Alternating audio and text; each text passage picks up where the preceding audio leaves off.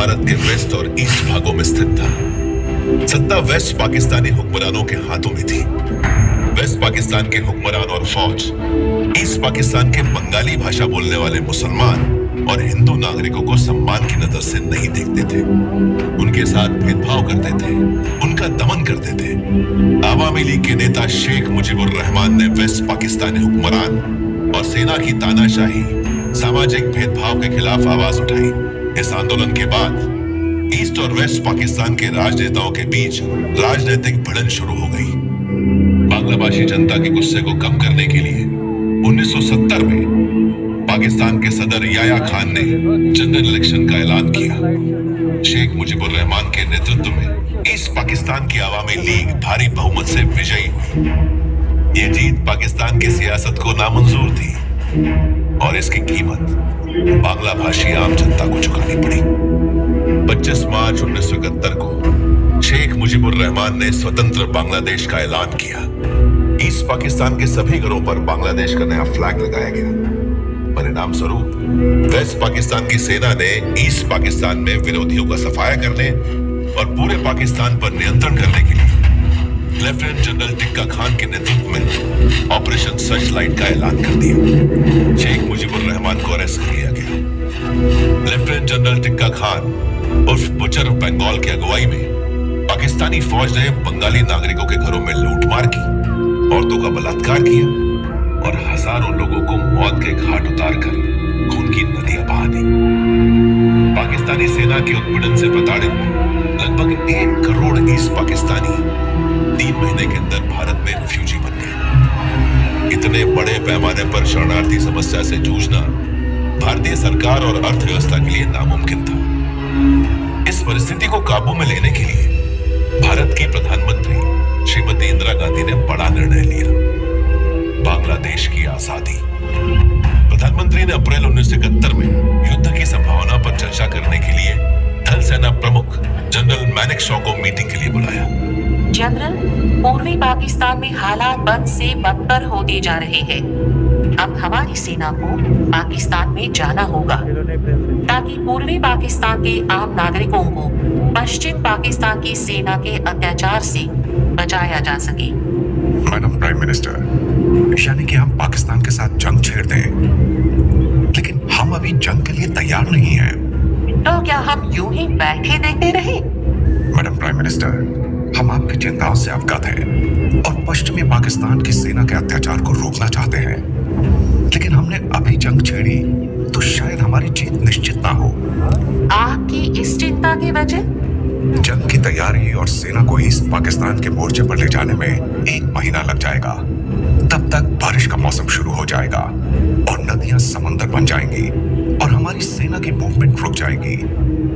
ऐसे हालातों में पाकिस्तान ने पश्चिमी दिशा से हमला कर दिया और चीन ने ऊपर से हमला कर दिया तो हम पर 3 तरफा हमला हो जाएगा और इसलिए हमें 6 महीने तक रुक के दिसंबर के महीने में हमला करना चाहिए।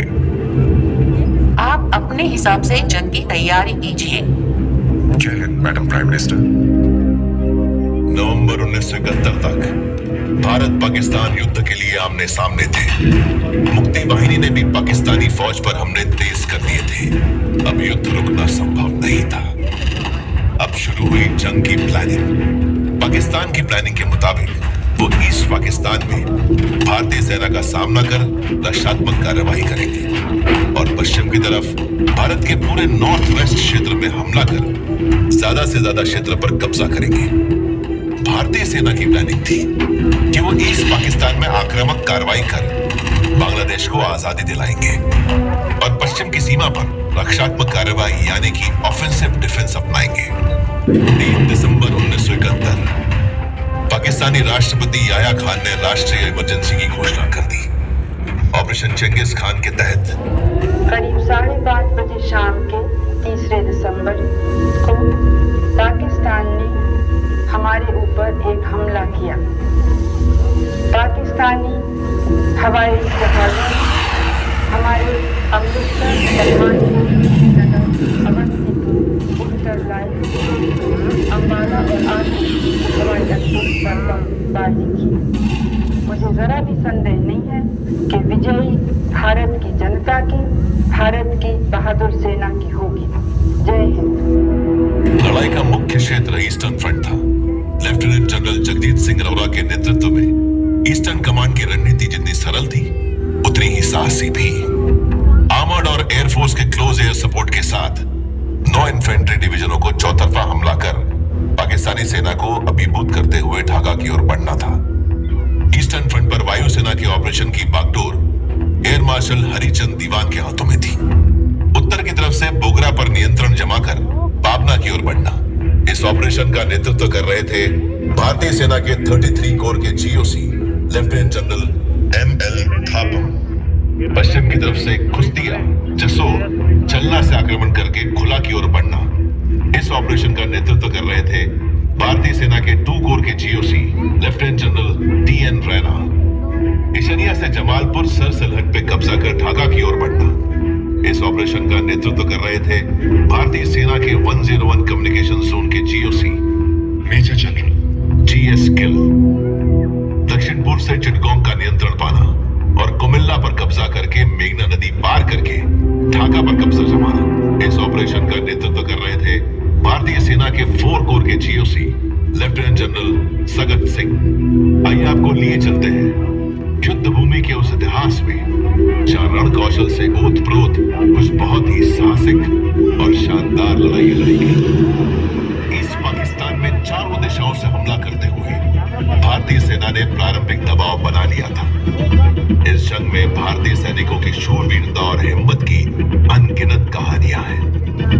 बैटल ऑफ हिली के दौरान 14 गार्ड्स बटालियन के लांस नायक एल्बर्ट इक्का आक्रमण कार्यवाही में सम्मिलित थे। कंपनी ने दुश्मन की तीव्र गोलाबारी और भारी फायर की परवाह ना करते हुए धावा बोल दिया। लांस नायक एल्बर्ट इक्का ने देखा कि दुश्मन की एक लाइट मशीन गन उनकी कंपनी को भारी नुकसान पहुंचा रही है। सामने के बाएं वाली एलएमजी हमें आगे बढ़ने नहीं दे रही है, तो मुझे डबल फायर दो, मैं इसे शामिल करता हूँ। जयघोष के साथ अपनी जान की परवाह ना करते हुए उन्होंने उस एलएमजी के बंकर पर धावा बोल दिया। से चीरकर एलएमजी का नाश कर दिया। घायल होने के बावजूद वो साथी सैनिकों के साथ आगे बढ़ते रहे। एक बंकर से दूसरे बंकर पर धावा बोलकर आखिरी पॉइंट पर एक बिल्डिंग के दूसरे माले से दुश्मन की मीडियम मशीन गन फायरिंग करके भारतीय सेना की टुकड़ी को भारी नुकसान पहुंचा रही। लांस नायक एल्बर्ट इक्का रेंगते हुए बिल्डिंग तक पहुंचे और ग्रेनेड फेंका। इसके बाद भी एलएमजी की फायरिंग नहीं। अपनी आखिरी सांस से जूझते हुए लांस नायक एल्बर्ट इक्का ने इस बार फिर से बंकर में घुसकर दुश्मनों को बेवजह से छीन लिया। एलएमजी की फायरिंग रुकते ही लांस नायक एल्बर्ट इक्का ने चैन से दम तोड़ दिया और वीर गति को प्राप्त हुए। अपने सार्थक प्रदर्शन और प्रभावशाली वीरता के लिए उन्हें मरणोपरांत परमवीर चक्र से सम्मानित किया गया। एयर चीफ मार्शल पीसी लाल के नेतृत्व में प्रतिदिन औसतन 500 स्वदेश चलाते हुए भारतीय वायुसेना ने पूर्व और पश्चिम के आसमानों में प्रभुत्व स्थापित कर दिया। पूर्वी क्षेत्र में eastern air commander air marshal Harichand Dewan की अगुवाई में वायुसेना ने पाकिस्तानी एयरफोर्स पर निरंतर हमले किए। हमारे फाइटर्स ने लड़ाई के दूसरे दिन ही पाकिस्तानी वायुसेना को बर्बाद कर दिया। भारतीय सैनिकों को भैरव बाजार पहुंचना था जो मेघना नदी के उस पार था, लेकिन पाकिस्तानी सेना ने पुल को उड़ा दिया। जनरल सगत सिंह ने ग्रुप कैप्टन चंदन सिंह की अगुवाई में भारतीय सैनिकों को हेलीकॉप्टरों से मेघना नदी को पार कराने का फैसला किया। वहां पर नाइट लाइट की कोई सही सुविधा नहीं थी, इसलिए 80 टॉर्च या फ्लैश लाइट को H1, 2 और 3 के आकार में रखा गया ताकि हेलीकॉप्टर के पायलट रात में इन लाइटों की मदद से उड़ान भर सके। मेघना एयरलिफ्ट देर शाम शुरू हुई और पूरी रात चलती रही। पायलट्स ने कोई ब्रेक नहीं लिया। पूरी रात 650 सैनिक मेघना नदी के उस पार ड्रॉप किए और अगले 36 घंटों में 409 सॉर्टीज उड़ाई गई, जिसमें 5000 सैनिक 51 टन इक्विपमेंट मेघना नदी के पार पहुंचाए गए। यह भारतीय इतिहास का पहला बड़ा हेलीबॉल ऑपरेशन भी था। इस ऑपरेशन ने वहां तैनात पाकिस्तानी बलों को पूरी तरह से हतोत्साहित कर दिया। पूर्व की इस लड़ाई में भारतीय नेवी ने एक अहम किरदार निभाया। ईस्ट पाकिस्तान में लड़ी जा रही जंग में वेस्ट पाकिस्तान अतिरिक्त सेना ना भेज सके, इसका ख्याल रखते हुए भारतीय जल सेना ने बंगाल की खाड़ी में अपने युद्धपोतक जहाजों को तैनात कर पाकिस्तानी मंसूबों पर पानी फेर दिया। एयरक्राफ्ट कैरियर विक्रांत के लड़ाकू विमानों ने चिटगोंग, चन्ना और कॉक्स बाजार पर हमला कर दुश्मन की कमर तोड़ दी। पाकिस्तानी कमांडर जनरल नियाजी के हौसले पस्त कर देने वाली हमारी आखिरी लड़ाई थी तंगेल एयर ड्रॉप। जमुना नदी पर उंगली ब्रिज पर कब्जा करने के लिए तंगेल पैराड्रॉप ऑपरेशन को हमारी 2 पैरा बटालियन ने 11 दिसंबर को नॉर्थ ढाका में प्रारंभ किया। परिणाम स्वरूप बची खुची पाकिस्तानी सेना को भी रोक दिया। 2 पैरा के 700 पैराट्रूपर्स पैराड्रॉप कर दिए गए, जिनका नेतृत्व कर रहे थे lieutenant colonel Kulwant Singh Pannu. Tangail air drop operation में AN-12, C-119, 2 कैरी बाउस और 11 और 48 स्क्वाड्रन के डकोटा शामिल थे। इस कार्यवाही ने टुंगी नक्कर रोड पर फतह हासिल करवाई, जो आगे बढ़कर मानिकगंज और मीरपुर होकर भारतीय सेना को सीधे ढाका के गेट पे ले गई। शिकंजा कसता रहा, फौजें बढ़ती रही। 14 और 15 दिसंबर 1971 तक और पैदल बाजार पर भी कब्जा कर लिया। अब नसबंदी से ढाका पर कब्जा करना भारतीय सेना के 4 कोर के लिए बाएं हाथ का खेल था। हमारा आखिरी धावा प्रभावशाली था। भारतीय वायुसेना के हंटर और MiG-21 हवाई जहाजों ने 14 दिसंबर की दोपहर ईस्ट पाकिस्तान के गवर्नर एम मलिक के निवास स्थान पर हमले करवाया। गवर्नर इस हार से डरकर आत्मसमर्पण करने के लिए मजबूर हो गए। आखिरकार ईस्ट पाकिस्तान पर जीत हासिल हुई और बांग्लादेश आजाद हो गया। बांग्लादेश की जनता भारतीय सेना का स्वागत कर जश्न मना रही थी। हर कोई भारतीय सेना के सिपाहियों को खुशी और गर्व से सैल्यूट कर रहा था। अब मैं आपको वेस्टर्न फ्रंट की लड़ाई का बयान करता हूं। पश्चिमी सेना पर हालात काफी चुनौतीपूर्ण थे। वेस्टर्न आर्मी के commander lieutenant general KP cadet की 11 डिवीजन जम्मू कश्मीर से लेकर पंजाब और नॉर्थ राजस्थान तक फैली हुई थी। पाकिस्तान के नापाक इरादों को भांपते हुए अक्टूबर के अंत तक वेस्टर्न कमांड की सभी सेनाएं बॉर्डर पर दुश्मन को मुंह तोड़ जवाब देने के लिए पूरी तरह तैयार थी। लेफ्टिनेंट जनरल GG बेबूर के अंतर्गत दक्षिणी कमान की सेना राजस्थान में तैनात थी, जहां पाकिस्तान ने मुख्य हमला सुरपत जोड़िया इलाके में किया। वहीं भारत के शकरगढ़ सेक्टर में अपनी स्ट्राइक कोर की ताकत शकरगढ़ सेक्टर के बसंतर क्षेत्र की युद्ध गाथा भारतीय इतिहास में स्वर्णिम अक्षरों से लिखी गई है। इस क्षेत्र में भारतीय सेना का मूल उद्देश्य इंटरनेशनल बॉर्डर लांघकर दुश्मन के ज्यादा से ज्यादा क्षेत्र पर कब्जा कर सियालकोट तक पहुंचना था। 4 दिसंबर 1971 भारतीय सेना की 3 ग्रेनेडियर्स की अल्फा कंपनी को बसंतर नदी पर एक ब्रिगेड बनाकर चरपाल पर कब्जा करने का टास्क दिया गया, जिसे मेजर होशियार सिंह कमांड कर रहे थे। जांबाज मेजर होशियार सिंह ने हमला कर चरपाल पर कब्जा कर लिया, लेकिन पाकिस्तानियों को यह हार मंजूर नहीं थी। पाकिस्तानियों ने पूरे फोर्स के साथ काउंटर अटैक किया। 3 काउंटर अटैक चरपाल अब इज्जत का सवाल बन गया। 17 दिसंबर को दुश्मन ने फिर से हमला बोल दिया। इस बार सामने एक बटालियन थी जो हेवी आर्टिलरी फायर से लैस थी। इस लड़ाई में मेजर होशियार सिंह घायल हो गए। घायल होने के बावजूद अपनी जान की परवाह ना करते हुए खुले में भागकर कंपनी का साहस और हौसला बढ़ाते रहे, उनमें जोश भरते रहे।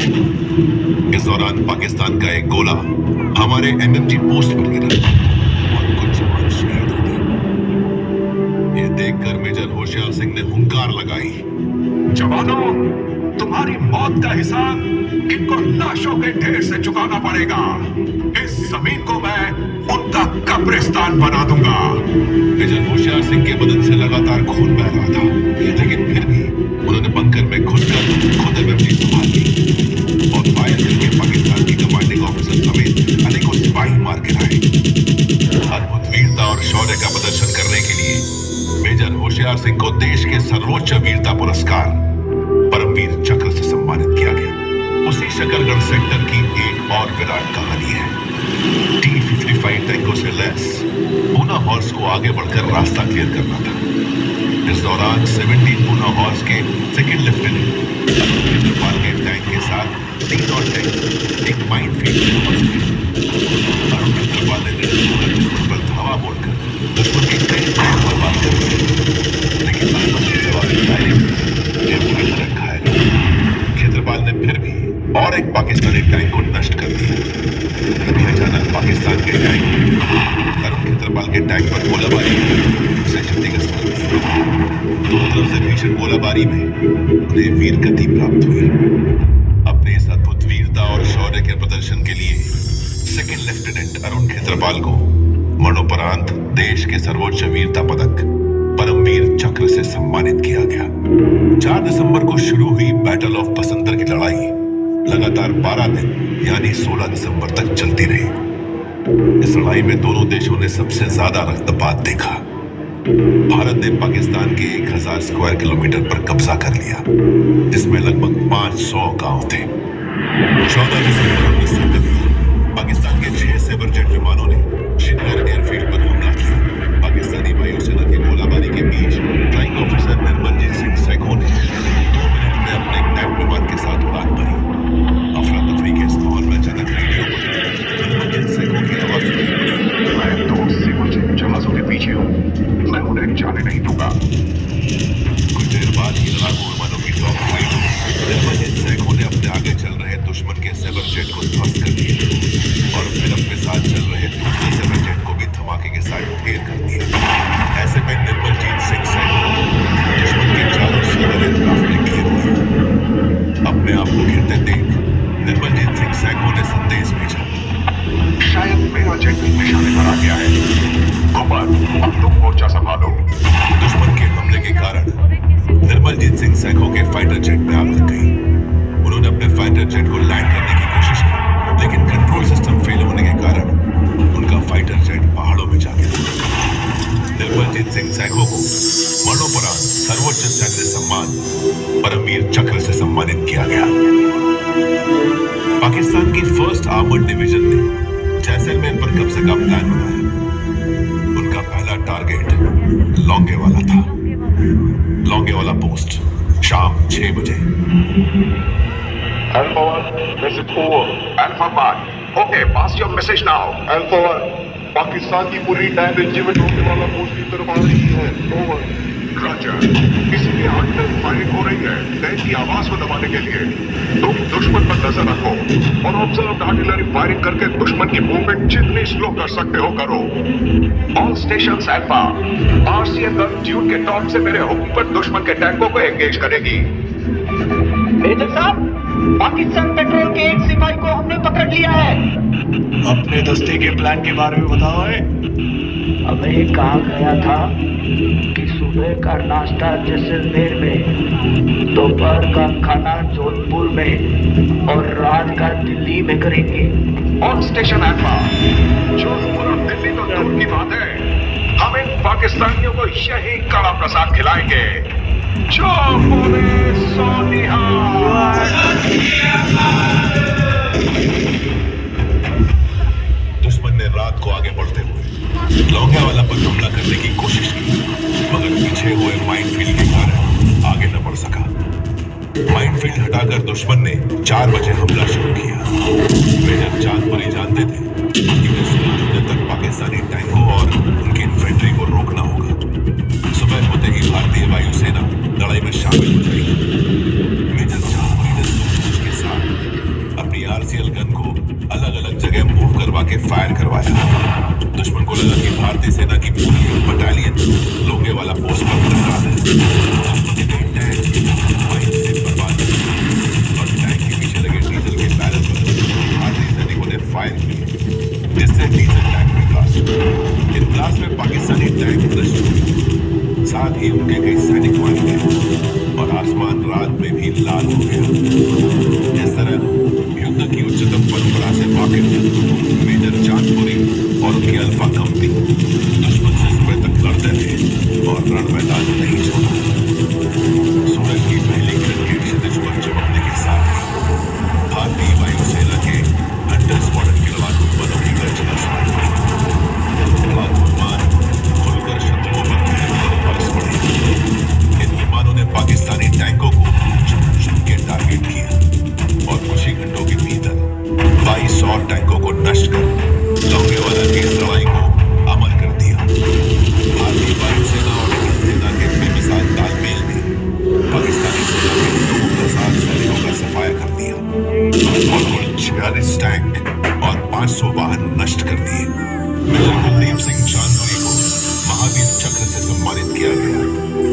दिसंबर 1971 की रात को डेजर्ट स्कॉर्पियन के नाम से मशहूर 10 पैरा के बहादुर कमांडो ने लेफ्टिनेंट कर्नल भवानी सिंह की अगुवाई में पाकिस्तान के मीरवाहा और छाछो इलाकों पर साहसिक कार्रवाई करते हुए हमला बोलकर हौसले और रणनीति की ऐतिहासिक कहानी है और 4 दिन तक दिन रात जंग करके पाकिस्तान के बहुत बड़े इलाके को छीन लिया।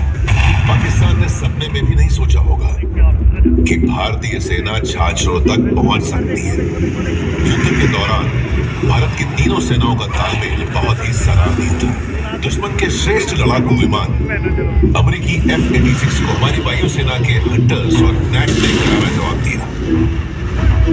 कराची पोर्ट कॉम्प्लेक्स, तेल भंडार टैंक और सुई गैस वर्क जैसे सामरिक लक्ष्यों पर शुरुआती दिनों में ही हमला कर वायुसेना ने दुश्मन की कमर तोड़ दी।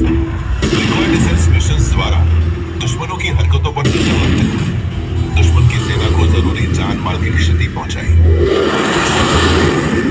पाकिस्तान ने दुश्मन की एयरफोर्स का नाम और निशान मिटाकर नौसेना और थल सेना को ऑपरेट करने को पूरी आजादी दी। भारतीय नौसेना ने 1971 के भारत पाक युद्ध को तत्कालीन नौसेना अध्यक्ष एडमिरल S.M. नंदा के शानदार नेतृत्व में लड़ा, जिसकी अगुवाई vice admiral N. Krishnan, flag officer commanding in chief eastern naval command, और vice admiral S.N. Kohli, flag officer commanding in chief western naval command ने की। जब भारतीय प्रधानमंत्री ने 3 दिसंबर 1971 की शाम को अपनी ऐतिहासिक घोषणा की, तो भारतीय नौसेना के पास पहले से ही उत्तरी अरब सागर में अपना पश्चिमी बेड़ा था। 3 दिसंबर की उस चांदनी रात को ऑप ट्राइडेंट का आगाज हुआ और 4 मिसाइल नौकाओं में से 3 निर्घट, निमन और 3 कराची की ओर बढ़े। कराची बंदरगाह में अचानक आग के गोले बरसने लगे और पूरे कराची शहर में आग लग गई। पाकिस्तानी इतने हैरान थे कि उन्हें लगा कि यह हवाई हमला है। अपनी तरह की पहली इस ऐतिहासिक रेड ने पाकिस्तानी मनोबल पर कहर बरपाया और इसके परिणाम स्वरूप PNS मुहाफिज, खैबर और मर्चेंट वेसल वीनस चैलेंजर डूब गए। भारतीय नौसेना ने 8 दिसंबर को ऑपरेशन पाइथन का अनुसरण कर लिया। कराची पर एक और साहसी हमला किया। PNS ढाका को नुकसान पहुंचाया और केमारी तेल क्षेत्रों को आग लगा दी। इस हमले के साथ ही सी ब्लॉकेज करके पाकिस्तान की आकांक्षाओं पर पानी फिर गया। पूर्वी समुद्री तट युद्ध एक महत्वपूर्ण उपलब्धि के साथ शुरू हुआ जब PNS गाजी, जिसे विक्रांत का शिकार करने के लिए बंगाल की खाड़ी में भेजा गया था, उसे INS राजपूत द्वारा डुबा दिया गया। पाकिस्तान की इस पनडुब्बी का डूबना एंटी सबमरीन वॉरफेयर में भारतीय नौसेना के उत्कृष्ट सामरिक कौशल का एक अनोखा संयोजन था। 4 दिसंबर के बाद से विक्रांत केसी हॉक्स लड़ाकू विमानों और अलीजे समुद्री रैकी विमानों द्वारा लगातार हवाई हमले के परिणाम स्वरूप चटगांव जैसे पूर्वी पाकिस्तानी शहरों पर भारी बमबारी हुई। कॉक्स बाजार, खुल, चल्ला और मोंगला हमले के बाद हमले में दुश्मन के बहुमूल्य बुनियादी ढांचे को नुकसान पहुंचाया। ईंधन के ढेर में आग लग गई और पाकिस्तानी व्यापारी जहाज डूब गया। कुल मिलाकर 57,000 टन मर्चेंट शिपिंग और पाकिस्तानी नौसेना के जहाज जैसो, कोमिला और सिलहट नष्ट हो गए।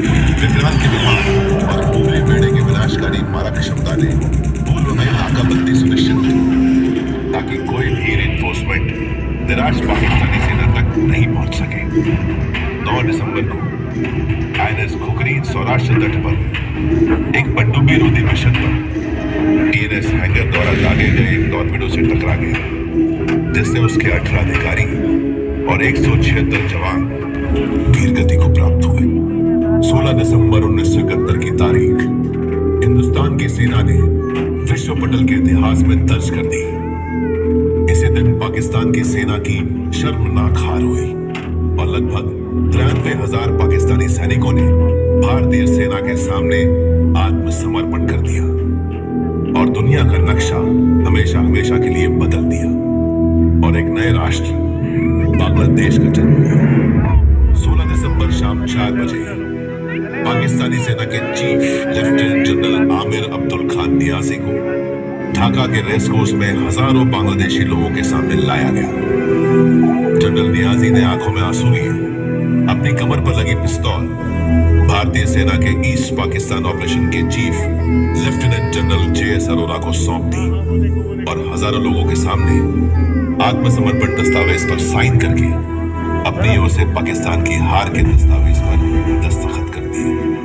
गौरवमय युद्ध की इस 50वीं सालगिरह पर आज मैं याद करूंगा अपने उन 4000 से अधिक साथियों को जिन्होंने देश की आन बान और शान की खातिर हंसते हुए अपनी जान की कुर्बानी दी थी। इस मिट्टी में पैदा हुआ जिसे मेरे शहीद भाइयों ने अपने खून से सींचा। अब मैं मेरे देश का गौरवशाली सिपाही हूं। अब मैंने अपनी छाती पर वंदे मातरम कुरेदा है। तिरंगे की शान में ये देश मेरा मुर्शिद है। देश की आने वाली नस्लें इन अमर क्रांतिकारियों को रखेंगे महफूज अपनी परछाइयों में। त्याग, समर्पण, तपस्या, संग्राम, वीरता से पिरोए हुए हमारे आदर्श हमारे अनकंडीशनल देश प्रेम को दर्शाती है। हाफिज मेरा कर्म है और ये मिट्टी मेरा कवच। मर मिट जाऊं, मिल जाऊं फिर से इस मिट्टी में, वहीं जहां मुझे मेरी जन्नत नसीब है। झंडा ऊंचा रहे हमारा, विजय विश्व तिरंगा प्यारा। लेडीज एंड जेंटलमैन, देवी और सज्जनों, 1971 की जीत और अमर जवान आपके जहन में जिंदा है, हमेशा रहेंगे। सिर्फ मेरा शरीर इस दुनिया से गया है, लेकिन मेरी आत्मा अमर है, आपके आसपास है। आप मुझे हर पल हर वक्त महसूस कर सकते हैं। मैं ही नदियों के पानी के साथ बहता हूँ, मंदिर की तारों के साथ पहुंचता हूँ, आप लोगों की मुस्कुराहट के साथ मुस्कुराता हूँ, बच्चों की किलकारी के साथ खिलखिलाता हूँ, हवाओं के साथ खेतों में बहता हूँ, फसलों के साथ खेतों में उगता हूँ, फूलों के साथ खिलता हूँ, सूरज की किरणों के साथ आप तक पहुंचता हूँ, पंछियों की आवाज के साथ आपको जगाता हूँ, चांदी से खेलता हूँ, आपकी सांसों में बहता हूँ, आपकी रगों में जोश भरता हूँ और मैं ही आपके साथ और तिरंगे को सैल्यूट करता हूँ, क्योंकि अमर जवान कभी मरता नहीं, हमेशा जिंदा रहता है, आपके दिलों में, आपके जहन में, आसपास के सामने और आपके सामने।